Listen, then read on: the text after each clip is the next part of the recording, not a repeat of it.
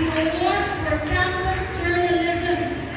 He is the sole recipient of the VIP Award for Character Excellence, the highest award given to a student who puts the Einstein School values into practice.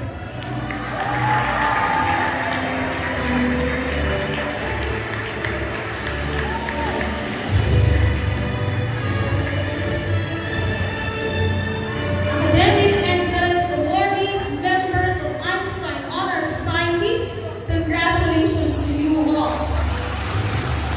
For a heartwarming message. At this moment, we have Asheville Natural to say the words of gratitude on behalf of the graduates.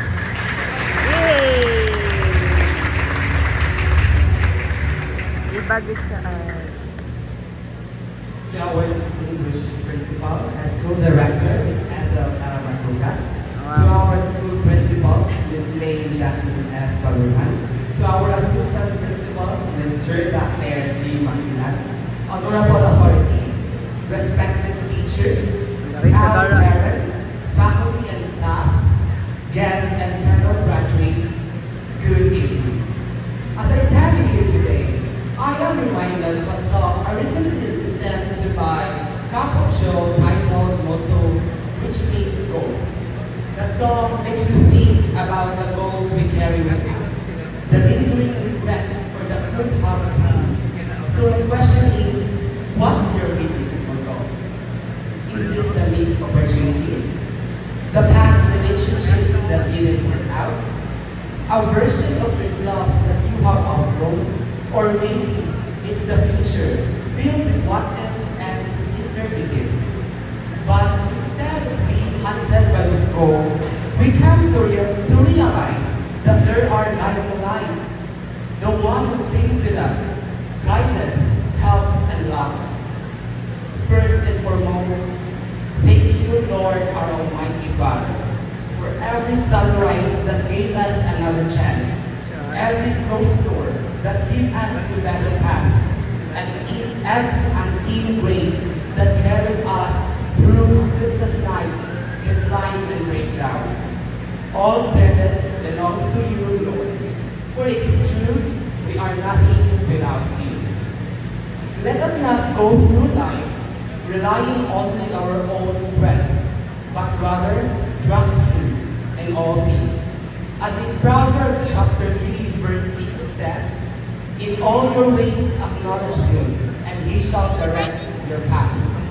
Our beloved alma mater, Einstein School Cebu, thank you for shaping us, not only our minds, but also our hearts. You are more than just a school. You are our second home. You are our training ground, and a place of discovery of who we are and what we want to be. To the leaders who help this institution with grace and love, Ms. Ethel, Ms. Day, Ms. Jerda, your presence has made an impact far greater than words could express. Matthew Jacobson once said, behind every young child who believes themselves is a parent who believes first. To our proud parents and families, this journey without your love, support, and care will not be happening. Thank you for being our first teachers, our constant supporters, and our greatest cheerleaders. Thank you also for every sacrifice, silent prayer, and word of encouragement. This medal, this diploma, this moment, it is not just ours alone, it is yours too. Ma, Pa, Lola, Lolo, Ate, Goya, salamat sa tanan. To the Einstein School Cebu teachers, thank you for your endless patience, kindness, and wisdom. Each of you has shaped us not only into better students, but into better people. Your influence goes beyond the classroom. You reminded us that our worth is not by grades alone, but by our values, growth, and efforts. Thank you for choosing to stand before us day after day, for turning the lessons into life values, and for believing in us even when we fail to believe in ourselves. You have shaped us into thinkers, dreamers, and doers. Lastly, to my fellow graduates, thank you for walking this road with me. Thank you for the friendship, the teamwork, and the countless moments we've experienced. We've been through so much together, from stressful exams to group projects, sleepless nights, and also the laughter, the stories, and the fun made it all worthwhile. You made this journey easier, brighter, and more memorable. I hope that wherever life takes you, you'll keep chasing your dreams with courage and kindness. As we step into the next stage of our lives, I want to leave you with 3 lessons that have shaped me and I hope will guide you too. First, dream big, but never lose sight of who you truly are. In a world that often measures success by numbers and recognition, remember that real success lies in staying authentic, being kind, being brave, and being you. Second, when life says no, don't be afraid. Rejection is not the end, it's just a redirection. Sometimes, not getting what we want is actually God's way of giving us what we truly need. And lastly, know that growth only happens when we step out of our comfort zones. We didn't become who we are by playing it safe. We grow by showing up and by trying. And growth isn't about being perfect. It's about being brave. As we step beyond these walls and into a future filled with endless possibilities, may we not just aim to succeed, but to live with purpose. Let's not only pursue achievements, but also choose compassion. And above all, let us be scientists with a heart. Brave enough to discover and kind enough to care. Once again, I'm Ashraf and Natural, wishing you all the best ability in your journey. God bless us all.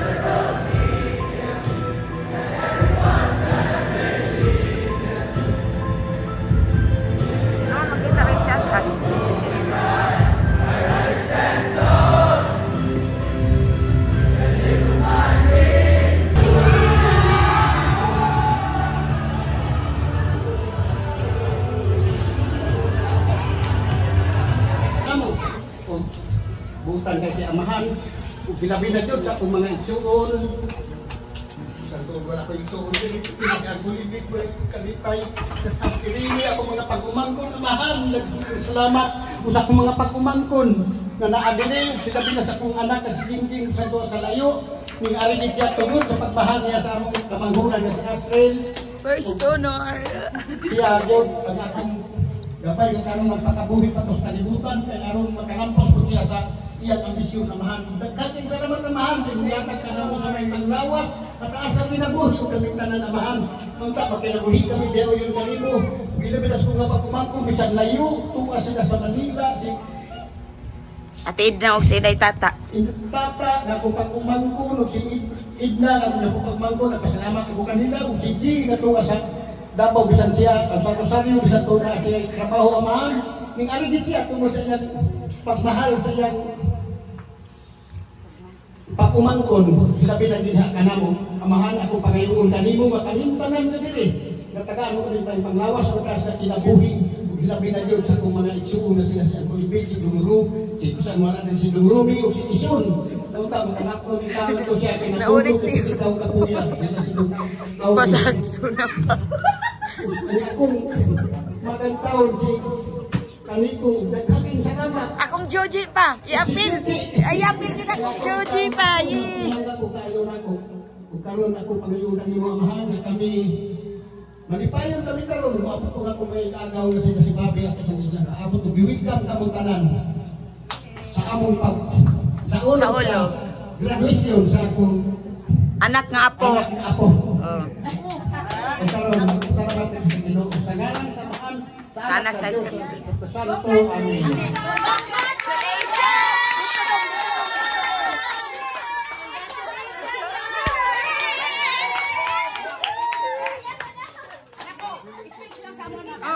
Sige na dong ba? Gain na, lamig kay in English. Nga karon nga Bisaya. Dali na dong kay... Sige na ba?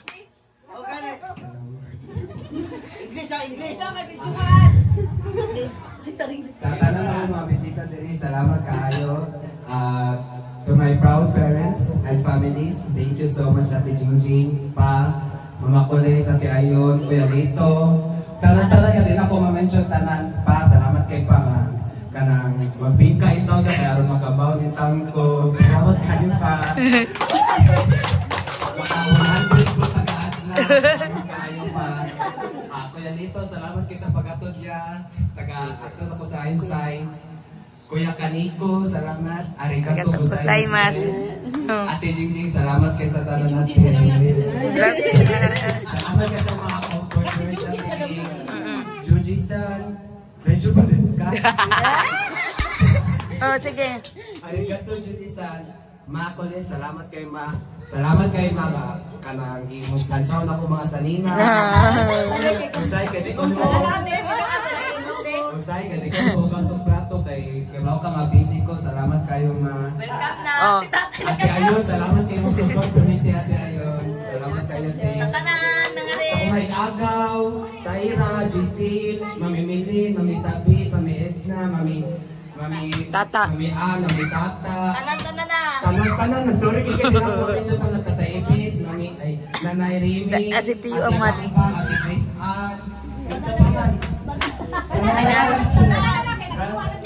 Si Saira mi oy nakalimtan. Aw. Salamat kay Masipi. Pero ako salamat kay sa tanan. Di ta mo hilak. Hello guys. Good evening.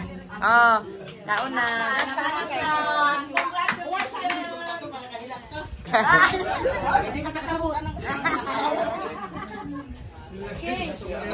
Fish!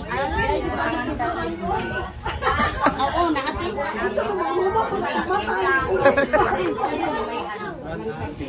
Ang? Ay, oo. Ano man? Ang nasiraan.